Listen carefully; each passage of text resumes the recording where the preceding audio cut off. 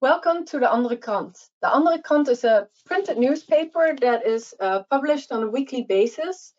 And in the newspaper, we try to cover topics that the mainstream media is not focusing on. So today, our guest is Peter Ford. He's a former ambassador to Bahrain and Syria. And he also worked for the UN helping Palestinian refugees. And Peter will discuss to us today what is happening in Syria currently. And we will also look at what's happening in the rollout of COVID worldwide. So, Peter, thank you for being here. Welcome. Thank you very much for the invitation. I look forward to having this discussion. Thank you. So, what is the situation in Syria currently? The situation is stable. There is not actually much fighting going on now, but the situation is also blocked by continuing occupation of part of northern Syria by Turkish forces and by the presence of several hundred American forces in the northeast of Syria. And the presence of these forces is preventing the pacification of the whole country by the Syrian government. The Syrian government is in control of about 75% of the territory and about 80% of the population.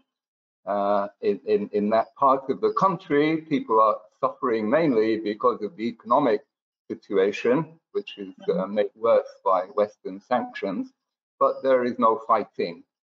There are isolated incidents, a few pockets of ISIS still carry out atrocities, but by and large it's peaceful. And in the northern province of Idlib, which has all those Turkish troops supporting the remaining jihadi fighters, there are skirmishes around the edges with the Syrian government forces, and there's fighting among the jihadi warlords. In fact, most of the fighting in Syria today, the actual fighting, is carried on between different groups of extremist Islamist radicals. And you never hear about this in the Western media, but that is the reality lived by the poor people who are living in Idlib province under the thumb of these jihadi fanatics. What are the prospects for them for being liberated? Not terribly good, to be quite honest. There are a few signs that the Turks are ready to withdraw. This is because of internal Turkish politics.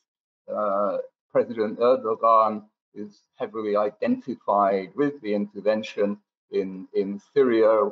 Withdrawal would be seen as a defeat for him. He's got elections coming up, so the prospects there are not very good. As regards the Americans, the prospects are slightly better because following the American withdrawal from Afghanistan, there is a certain momentum there towards the Americans bringing their many interventionist forces back home to the States. And I personally believe that in 6 months' time, it will be clear that withdrawal from Afghanistan was the right thing to do, even politically for Biden.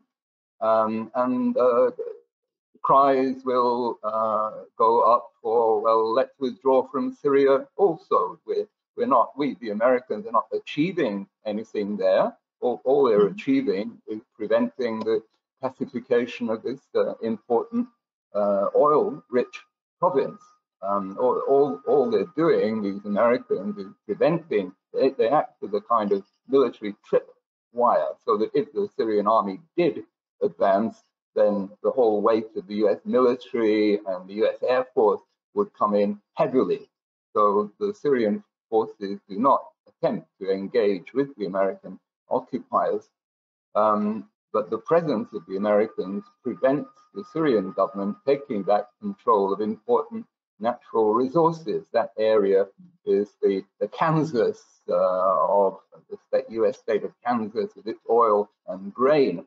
That's the equivalent of the part of Syria held under the control of the Americans. And the recovery of that province would change the economic situation, ease the whole situation of humanitarian situation of Syria, and make other things possible.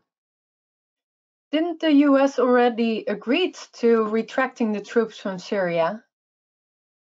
No, it hasn't. The official position is that those troops will remain in place until the last, officially, the cover story is ridiculous, until the last remnants of ISIS are removed from the area. And those American forces are very important for dealing with the remnants of ISIS. This is a complete fabrication, honestly, a total diplomatic fiction. Those American forces, it's been more than 12 months since they even conducted a patrol in ISIS-infested areas. No, the fiction is that those American forces are there indefinitely. And it's only when the Syrian government makes political concessions that withdrawal will be, and ISIS is fully defeated, that the Americans will withdraw. Everyone knows this is just a diplomatic cover. And as I say, I'm moderately hopeful that by this time next year, the Americans will be out, and then the Syrian government can turn its attention to Idlib province and that Turkey, that more militarily significant Turkish military presence. So how does that work? Because in Idlib, of course, there's still the more fundamentalist Islamic fighters, and is Turkey cooperating with them? So because Turkey is a NATO member, so on the one hand, we appear to fight these Islamic fundamentalists, and on the other hand, we see that on other levels there's also cooperation. Yeah, can you explain how this works? Exactly. Turkey, our NATO ally, could solve this whole problem in a week by withdrawing its active support for these jihadi groups. The Turkish government propped up one or two of their favorite client groups. The main one that controlled most of the Idlib province is called Hayat Tahrir al-Sham, HTS. This is an offshoot of Al-Qaeda, although they're trying to distance themselves from that record. But their ideology is that of Al-Qaeda. And they are entirely supported logistically, financially, militarily. Turkish soldiers act as human shields for them, as well as giving them guns and all their equipment. It's totally a client force of Syria, of Turkey. If Turkey withdrew its support, then that area would be pacified within a month. Why do NATO members allow this? When you say NATO members, let's be clear, we mean America. The rest of NATO, it counts for nothing. If America wants something, America gets something. So it suits America to keep pressure on Damascus because they think that in the zero-sum game of relations with Russia, this is a good thing, because any outcome that might look positive for Russia or Russia's allies is seen as a bad thing for the US and therefore for NATO. But the contradiction is blatant.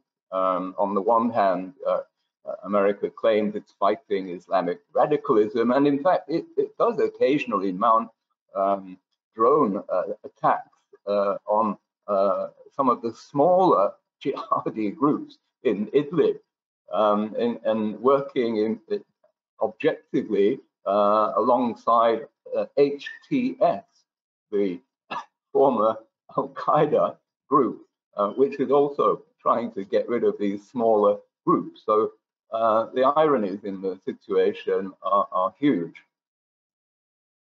Wow. So, yeah, this question perhaps seems a bit naive, but what gives the US the right to demand, like for years we heard this mantra, Assad must go, but what gives them the right to invade another country? Because I was always under impression that after World War II, we agreed that aggressive wars were illegal.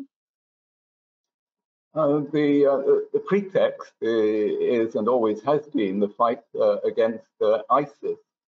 In fact, it's in America's interest to keep ISIS alive, because it provides the legal basis in American law and in terms of congressional approval for the continued presence of the Americans. So again, it's just a fiction, a political, diplomatic, and legal fiction that allows the Americans to maintain this presence and to maintain an appearance of trying to lever Assad out of power. I mean, everybody knows that this is not going to happen. After 11 years of war and pressure, fighting against not only internal enemies, but most of the rest of the world, that Assad is a survivor. And these pinpricks that we practice against him will not remove him from power or force him to make political concessions to an almost non-existent political opposition. I mean, can anybody put a name to one single member of the Syrian opposition? No, because there is no, there's not even a plausible front movement, a puppet government in waiting like the Americans have with Venezuela. With Syria, they don't even have that. They just have jihadi warlords. So in the mainstream narrative, the way it was kind of painted was that there was an internal opposition towards the Assad regime, and that caused the civilian strife. So it's kind of painted as an internal problem. But what you describe also with the occupation of Turkey and the US, it seems more like a proxy war. What kind of conflict is this? And this internal opposition, was that genuine, or was this more like color revolution type, instigated by external NGOs? At the beginning, it was the latter, and it was, you'll remember, towards the late days of the Arab Spring, there had already been revolutions across North Africa, Tunisia, Libya, Egypt, and there was momentum with outside Western encouragement. A number of civil groups mounted demonstrations in Syria and further east, even in the Gulf, in Bahrain, where they were from the beginning rigorously suppressed with Western approval. But in Syria, they were held up as martyrs and heroes. But within a week, these civilian protests had been taken over by religiously motivated groups who had been lying low for many years. There was a big religious rebellion in Syria in the 1980s. This was a foretaste of ISIS, in fact, and it was led by a group called the the Muslim Brothers. Well, this group just went underground for many years, but seeing an opportunity in 2011, they came forward, and other groups, religiously motivated groups, sprouted up. It's important to understand that these groups weren't just religious, they were one particular sect, Sunni. Mm-hmm. You have to understand the demographics of Syria. About 65% of Syrians are Sunni. The rest are a mixture of Shia Muslims, Christians, and various small sects. But for many, many years, the Syrian government has been secular. Against this background of large minorities, the Syrian government has drawn its support, the Syrian Ba'athist government has drawn its support from the forces of secularism, and it's always resisted Sunni extremism and Sunni exclusivism.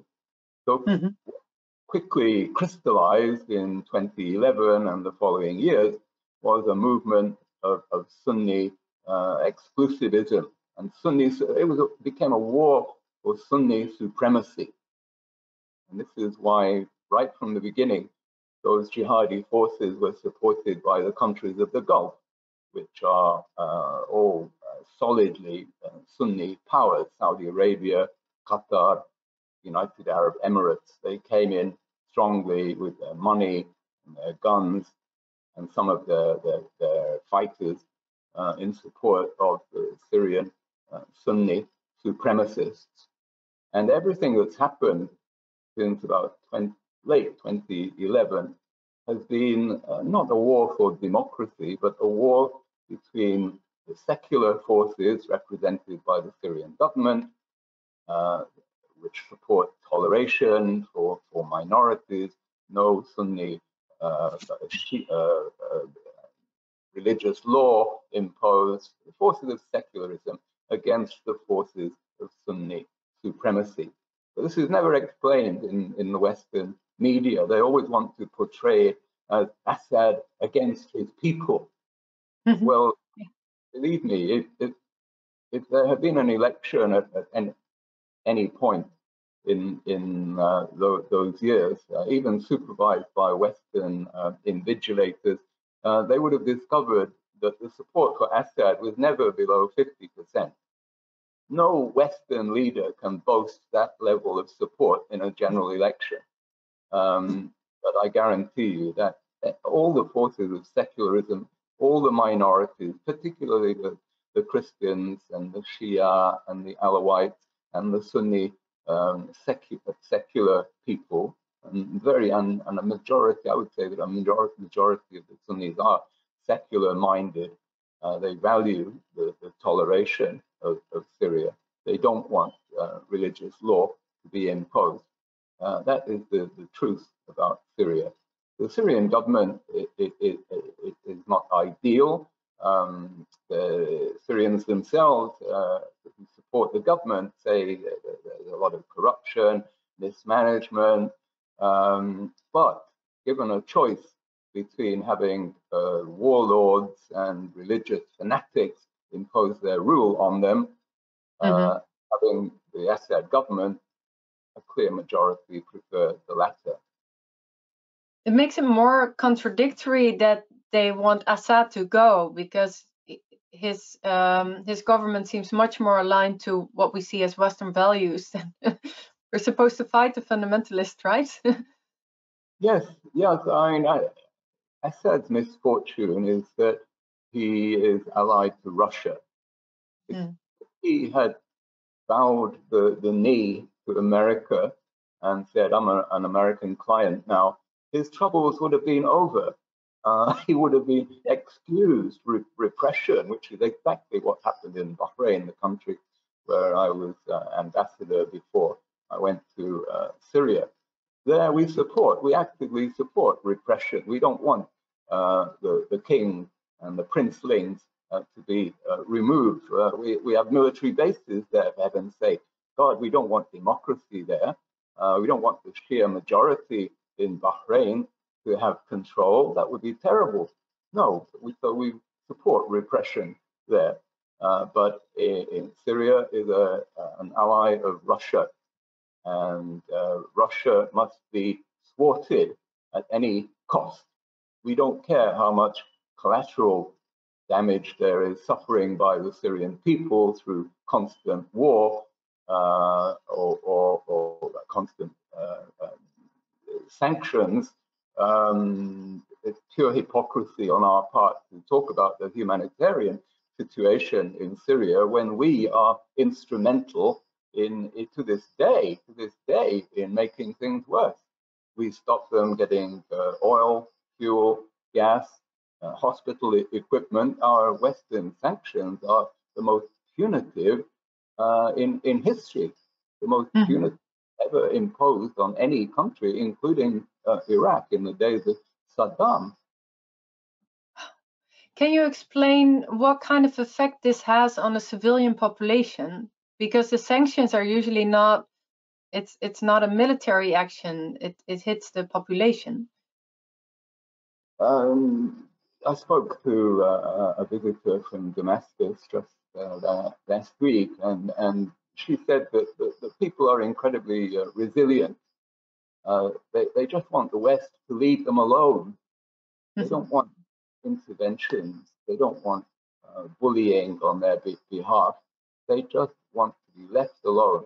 They are suffering from the sanctions. The electricity power cuts are one of the biggest deprivations, having to queue for bread, having to queue for petrol. But this has been going on now for a couple of years. People have gotten used to it, adapted to it. They know the alternative is worse, because if the Americans, let's imagine the Americans and Europe, we got our way and Assad just stepped aside tomorrow. What do we think would happen? We don't even ask ourselves the question. There isn't a Mandela waiting in the wings. There is no Syrian Mandela. There are warlords. If Assad were to step aside, the country would be plunged into deeper civil war than it has seen at any point of the last 11 years. The warlords would be fighting each other for control. ISIS would become very strong again. This would be the consequence if Assad stepped aside. And the people know that. They grumble, of course, everybody everywhere grumbles, but above all, they just want the West to leave them alone. Because otherwise it would be a scenario like Iraq or Libya. Exactly, yes. They've seen what happens when the West gets its way. It just makes things worse.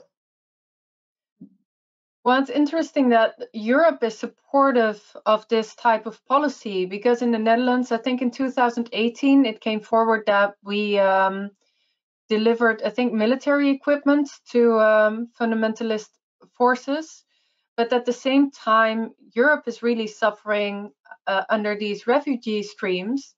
And it's causing a problem in societies. So yeah, that's very contradictory again, that we support these wars, but at the same time we don't want the refugees.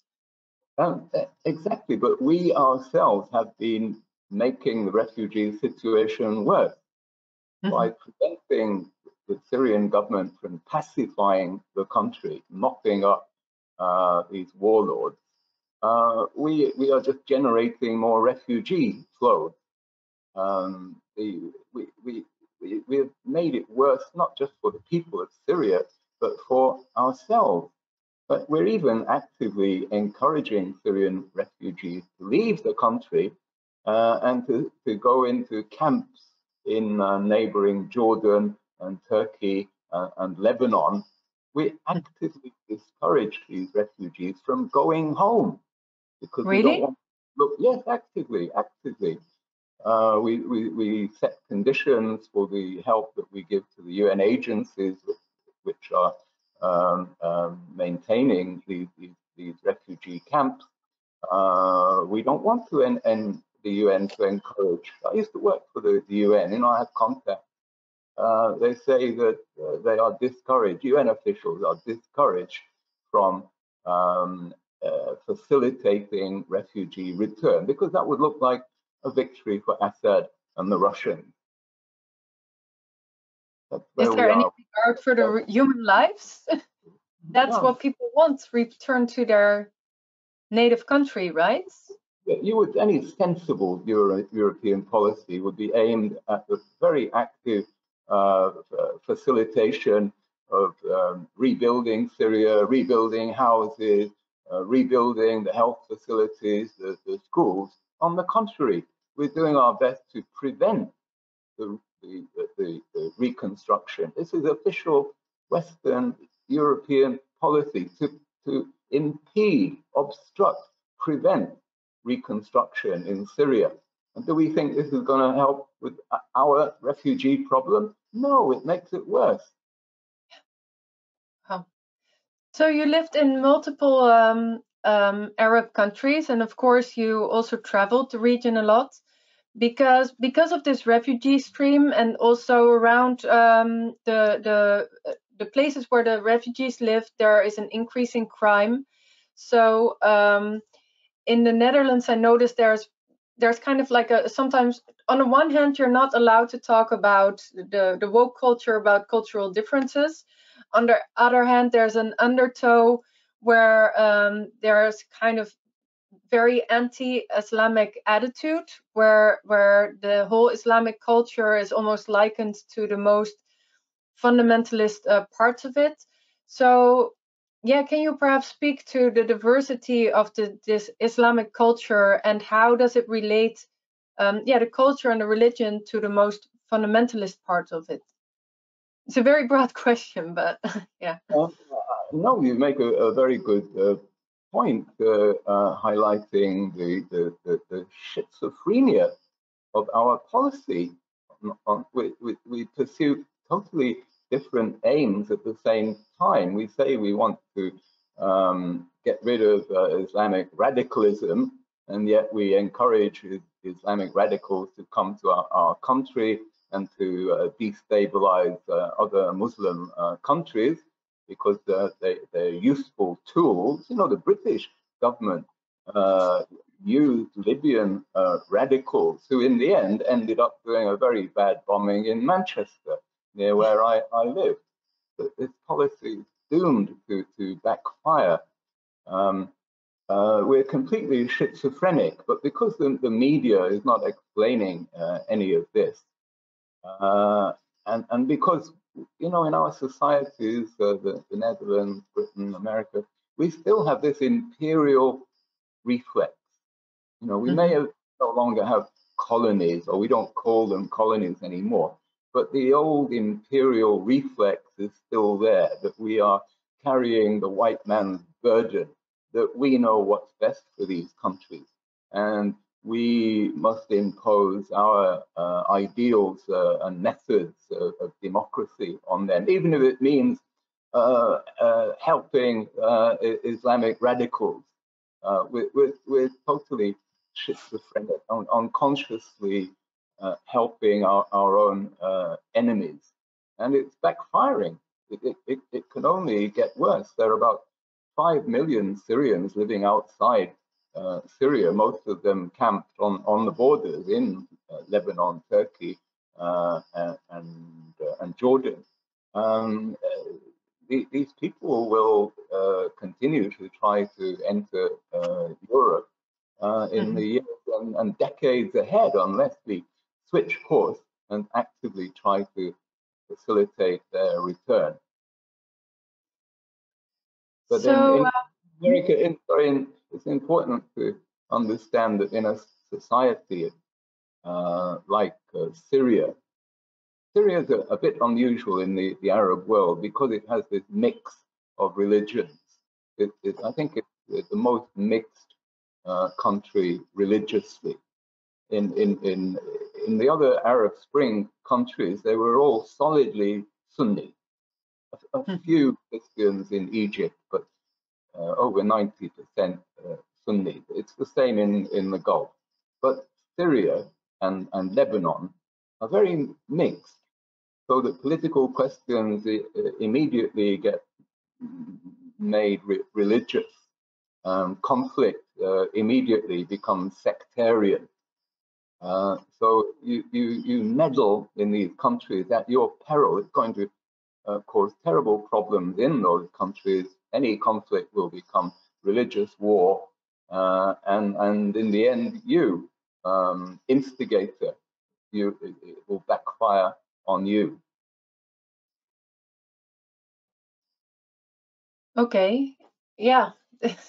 So yeah, it's a very contradictory. So with regard to Syria's allies, because it's being punished for having an alliance with Russia, but of course that's also what saved the country. I've heard stories that there are plans to make the China Silk Road to let it lead through Damascus. Is China also, does it have an alliance with Syria or not? China is not a very important player in the Syrian equation. It plays a useful role at the UN when they have votes on Syria. China gives some support to Russia, but militarily, economically, strategically, China it does not play an important role, nor is it likely to. And this is despite the fact that there are Chinese religious fanatics in Syria. One of the worst groups is from China. The jihadi radicals from the Uyghur area. You know, I don't know if in the Netherlands, but in Britain, our government and humanitarian organizations make a big noise about Chinese repression, particularly in this province with the Uyghur population. Well, the same population had exported jihadism to the Middle East. And there's one particular town in northern Syria that's totally controlled by these foreign groups who don't speak Arabic, but they have effectively colonized, established Chinese radical religious colonies in Syria. So China, I think, shares some security information, intelligence about these particular Chinese groups, but it doesn't play a big role. It could in the coming years play a bigger role, particularly in the economic sphere, but in terms of the reconstruction of Syria. But you know, Syria is a very proud country. They don't want to be anybody's client. They don't want to. This has been Syrian policy even before the conflict.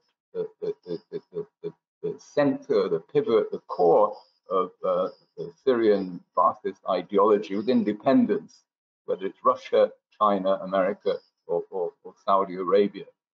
Syrian independence. So they will welcome, they will encourage Chinese investment when hopefully it eventually comes. But they try to diversify, and we're now seeing some Arab Gulf realism about Syria.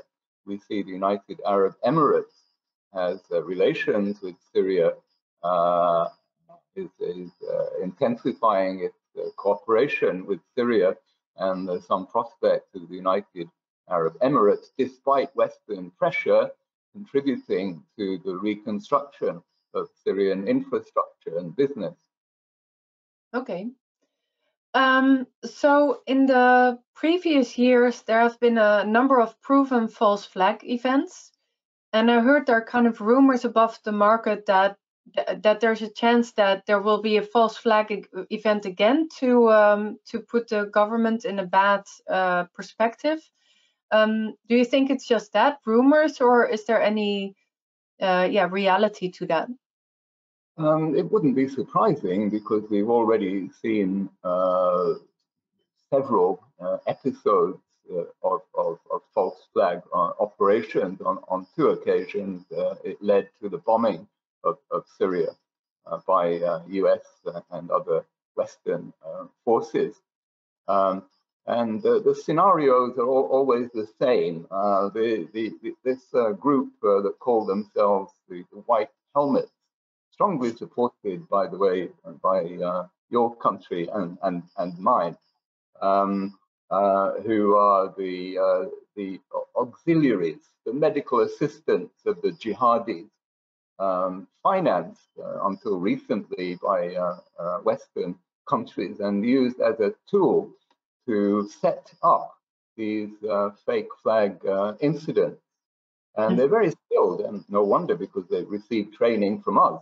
The British in particular spent millions of pounds training these people in how to do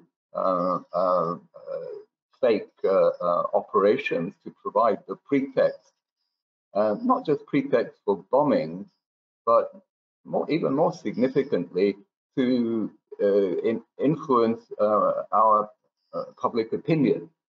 It's very important. This is the main method that Western governments have used to justify our self-defeating policies, which, as we've discussed, only result in more refugees, more spending, more suffering. So to justify that, they must bring constant propaganda about atrocities and bombings and how Assad is gassing his people, and all on the basis of fabrications mounted by these Western funded and trained propaganda groups like the White Helmet. They even received an Oscar for it. I think a lot of people in the Netherlands still would think that that this is kind of like a good NGO. Not far from it. I mean, they've been busted, frankly. I mean, anyone who's paying attention knows that they are a creation of Western intelligence agencies from top to bottom. It's an absolute scandal. They are capable of mounting more of these fake flag operations, but because their interventions have been rumbled, have been revealed in the past, it's become harder for them to mount credible operations. If it happened again, most of the world would just roll its eyes and say, "Oh, not again." Well, I hope so. You also mentioned in your email that you saw similarities between the strategies that were used in Syria, like the narratives, the propaganda, the organizations involved, and in what you call the Great Hysteria, like what's happening in COVID. Can you explain more about that? Yeah, it's strange. My experience over Syria kind of prepared me for what's happened over what I call the Great COVID Hysteria. So many similarities. I'd already seen hysteria in the Western discourse about Syria. We were told about genocide. There was going to be a genocide if the Syrian forces entered Aleppo. In fact, they were welcomed with open arms. Even UN spokesmen. I was ashamed, as a former UN official myself, I was ashamed that the UN went along with this genocide. They said, we predict 250,000 people could be killed. It will be genocide.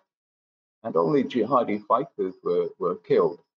It was absolute hysteria. There's no other word for it. And we've heard this throughout, this exaggeration, hyperbole, pointless speculation. And then we more hysteria with this talk about Assad is gassing his people.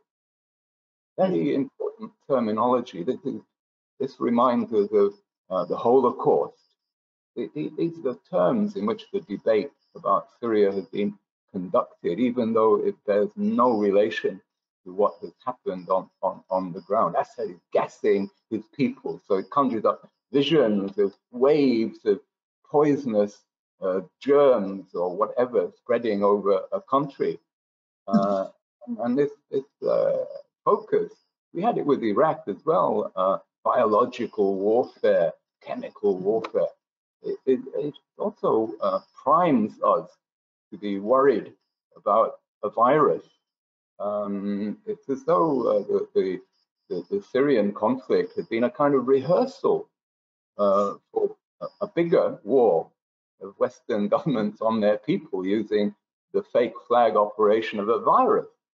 And then the white helmet, what are they if not the equivalent of these heroic nurses and doctors that we were seeing in our hospitals that we had to treat as minor gods? Couldn't possibly criticize any aspect of our medical interventions. And then note that word intervention. Mm-hmm. The liberal imperialists who wanted us to intervene in Syria, intervene militarily, forcefully, are the same people that want to intervene in our bodies and force us to have medical interventions that we may or may not want, that force us to have what are called non-pharmaceutical interventions, lockdowns, restrictions, controlling us. Again, intervention. It's also military language. Sorry? It's military language, and also lockdown is a prison term. The war on COVID, military language. Yeah, there are so many echoes for me with the Syrian situation. But I got immunity from this hysteria from previous exposure. We already had the virus, and the virus of misinformation on Syria. So again, misinformation, we constantly hear about this, and I was accused of being a peddler of misinformation on Syria because I was the only honest expert who dared to speak out. Again, with so many parallels with today's situation, people like yourselves are criticized, demonized, isolated, because you have also tried to just be objective. That is all we ever wanted to be on Syria, to allow authentic experts to have a voice and let people, give people informed consent on Syria and on the virus and vaccination and all the rest. But informed, never. That's why your job is so important. Thank you. Yeah, I'm very surprised at the number of doctors and scientists who are silent. Because usually some of these people have such a impressive resume that you would expect that we trust their voices. And if you see like the Wikipedia page of somebody like Sukarit Bhakti, then it's really, it's character assassination. But at the same time, if you see what his track record is, it just doesn't add up. And I'm also surprised how many people fall for this. Exactly. It's partly groupthink and partly straightforward corruption, in my view. Groupthink is a very powerful force, and we've seen it in Western policy over Syria. People are dragged along. They don't have enough critical faculties. Governments do not welcome radical thinkers, don't like to be questioned. And it's the same in the area of health, in imperialism as military interventionism. And then even bigger than that, I would say, is the straightforward issue of corruption, not necessarily experts being given money, but if they want career progression, they do not put their hands up and question what is going on. This is an even more insidious form of corruption. Ultimately, it is about money, about jobs, about careers, about promotions. And it takes a very brave person in the British, or I dare say the Dutch military, healthcare establishment to speak the truth, or even ask questions. In my country, you're not even allowed to ask questions. There are taboo areas you cannot ask about vaccine safety, for example. Mm-hmm. You use an interesting word, health imperialism. Can you explain that a bit more? We're seeing more and more of that now. Just today on the news here, I heard an eminent expert saying that we must now put more emphasis on vaccinating the rest of the world. The case of South Africa has shown that these viruses can emerge from places with low vaccination rates, so we won't be safe until the last African has been vaccinated. This is the white man's burden again, that we are taking civilization to the natives. This is the new language of imperialism. The South Africans have been far more successful than we have in dealing with the epidemic. The incidence of hospitalization, deaths related to the COVID has been far, far less in South Africa, despite their inferior medical facilities to ours. And it's been How did they achieve this? It's been the same all over Africa.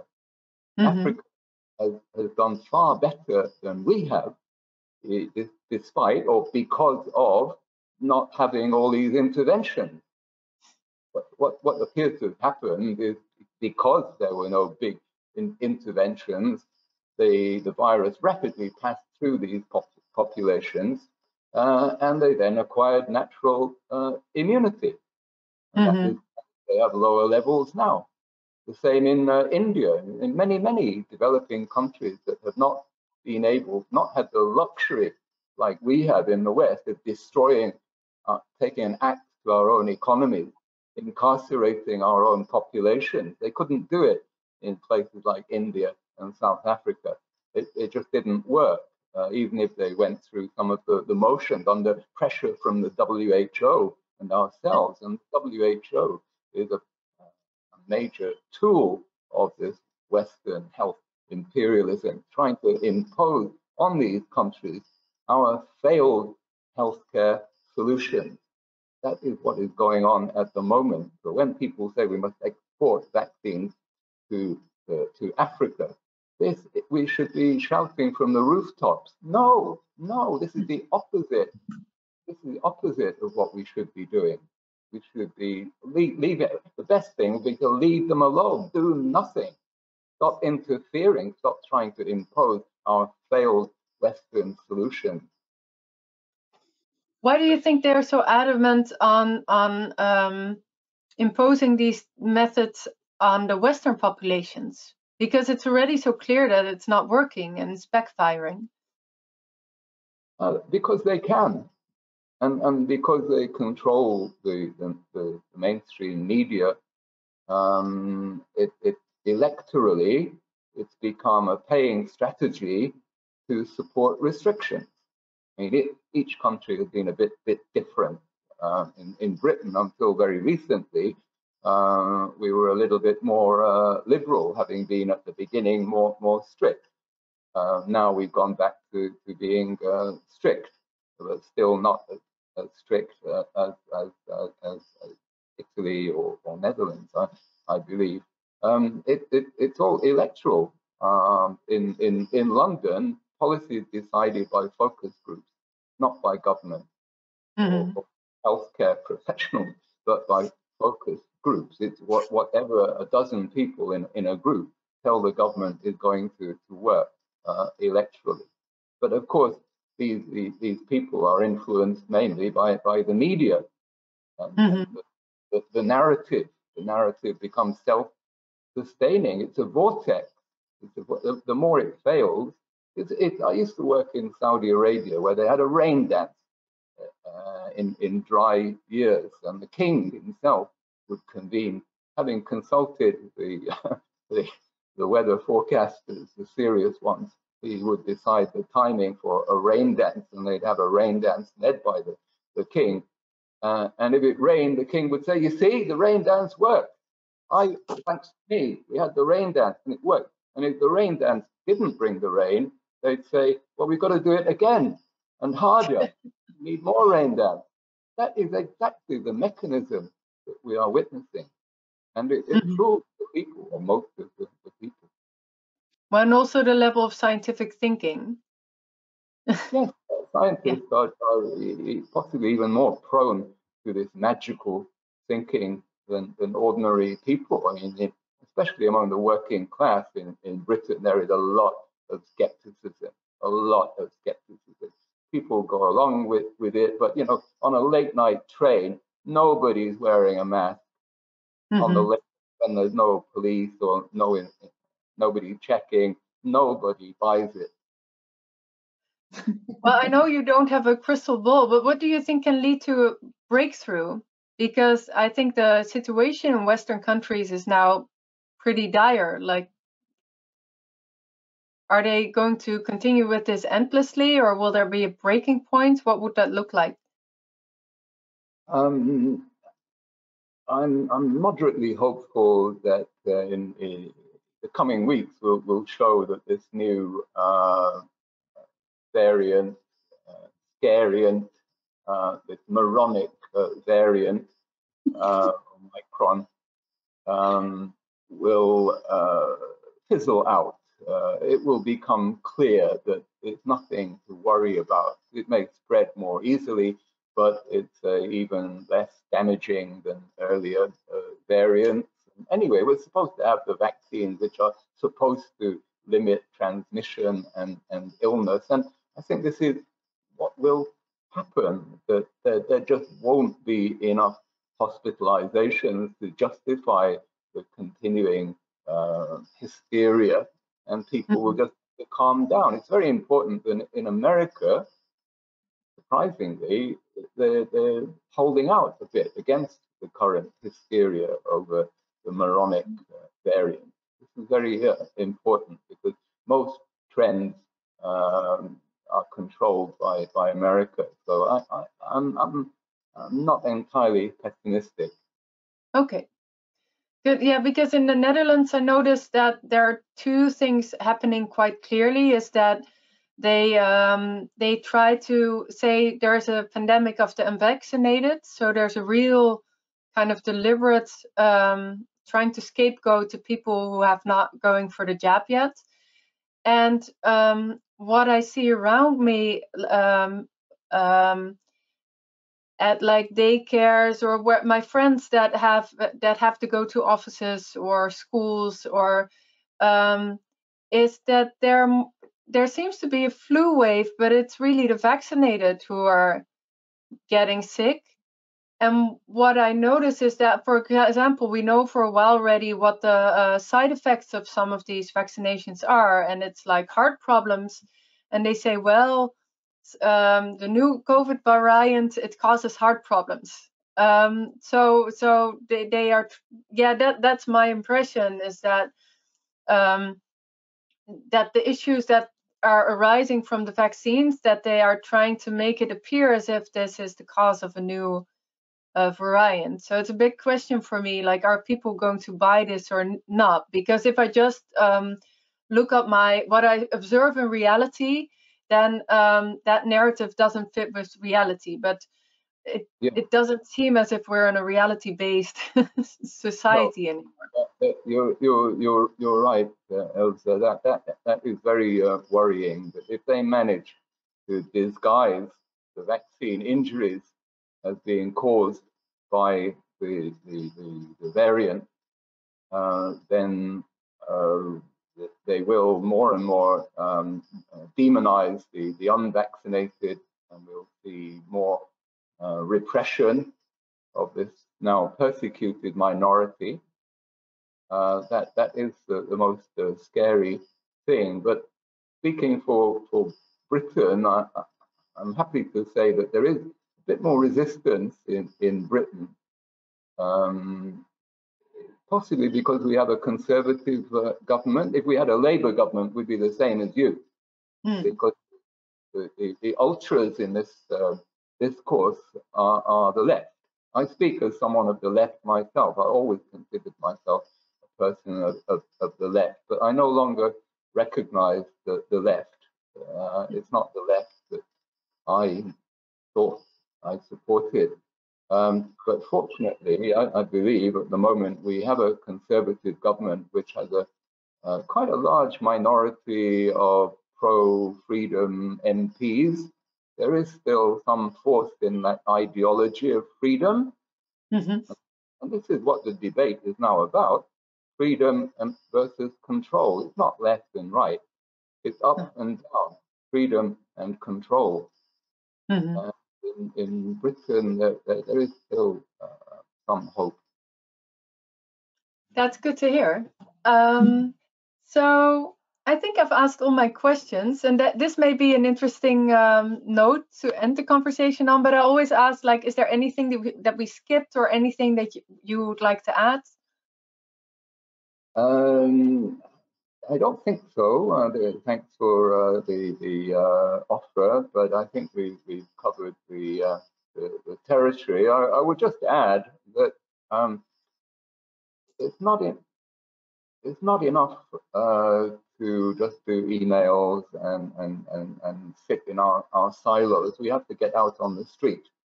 I do myself, and in a small way, it does make a difference.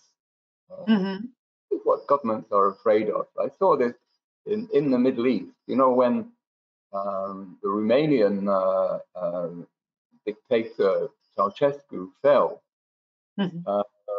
I was in Syria at the time, and what was frightening for the Syrian government was the sight of hundreds of thousands of Romanians on the street.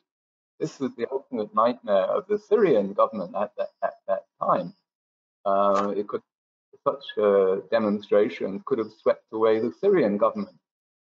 This is the only thing ultimately that makes governments respect people. Of course, the fear that sheer numbers will overwhelm the forces of repression. So just getting out on the street, you don't have to, I'm not saying I counsel violence, but being on the street. Being visible. Your voice, literally, is very important. So, because in the Netherlands there have been multiple protests of what is the resistance to the COVID measures here, but the police has acted very, very violently. Like even very recently, the police shot 5 times sharp during a protest. So yeah, I also see that that the amount of police violence during protests it's increasing, but it also makes people more scared to protest. And actually, yesterday I was talking to someone, and he said, "Well, we have all these protests all the time." I was making your argument. I said governments are probably very afraid of people really showing their opposition to what's happening. And he said, "But we had protests all the time. Do you really think this is working? It seems as if we're just getting out and they're just not paying any attention to it." No, we must stay strong. We must be brave. We went through this phase in Britain early on. The first protest, the police were absolutely brutal, wrestling people to the ground. I narrowly escaped that fate myself. But police tactics have changed in Britain. They've realized this is ultimately counterproductive. Okay. Turning people, when the debate becomes, do we oppose police brutality, the terms of the debate change a bit. It's difficult, and our enemies use that against us. They say it's a public order issue. But the police themselves, at least in Britain, are not comfortable in this role. Many of them come from a similar demographic to the people who are protesting. So I think people should try not to antagonize the police, although there's a lot of provocation. but try to recruit them. This scares governments even more. Yes. Well, I was also thinking, these actually have been internal discussions about what is effective resistance. And I think the visible numbers are really important, but also the civil disobedience, like, for example, not to wear the mask anymore, to show like we need to get back to normal. And part of getting back to normal is to act normal. And perhaps I was reading up about like Gandhi, because he's of course the big example of also non-violence, but non-violent civil disobedience. And that was the protest, but also strikes. I was thinking about the student sit-ins, because sorry. There are some interesting trends that we can observe, at least in Britain. I think we're beginning to see divisions in enemy ranks. And this normally happens when we're in this kind of feverish, quasi-religious ambiance. And we're seeing a division between maskers and vaxxers. Maybe this is in Britain. The vax is very identified with Boris Johnson, the Prime Minister, who sort of claimed he invented the vaccine, the Oxford vaccine. That is the one thing that he has going for him. So he invests exclusively in the vax. Whereas the Labour Party, they don't want to give him credit for that. They still have to support the vaccine, of course, but in their ideology, and when they sit there in Parliament, all the Labour MPs are masked, and a minority of the Conservatives are masked. So this is a division to watch as it expands, and as it becomes clear that the vax is failing increasingly. We will see the maskers become even more prominent. Wow.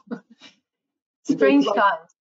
It's like the days of the 17th century religion, when the Protestant movement was splitting up into different extremist sects. You saw this in the Netherlands, you saw it in Britain, they saw it in New England, in America. And the atmosphere is reminiscent of that. The wearing of the mask is so obviously religious. It's so obviously nothing to do with health, but it's a sign of religious belonging. You belong to the cult, or at least you are obedient to the cult. I mean, if this whole thing was about health, then we would not be excluding the thousands of nurses and doctors who refuse to be vaccinated. And use of ivermectin. Because the Netherlands, we are also very well known for the enormous amount of drug production, like illegal drugs and drug trading. And I lived in Amsterdam, so you see it all around you. Like it's, but it's impossible to get ivermectin. Like you have to go, you have to try to, I don't know, like retrieve it from India, but then the packages are held back from the mail. So the government is withholding you from choosing like a medicine that's been on the market for over 50 years without a lot of damage. And at the same time, I'm able to get all this harmful stuff without an issue. Like, to me, that's one of the very apparent hypocrisies as well. Yeah, no, religious ideology trumps any other consideration. Yeah, so thank you. This was a very interesting conversation. I enjoyed it too. Thank you very much for having me. Of course. Perhaps we can invite you again. With pleasure, anytime.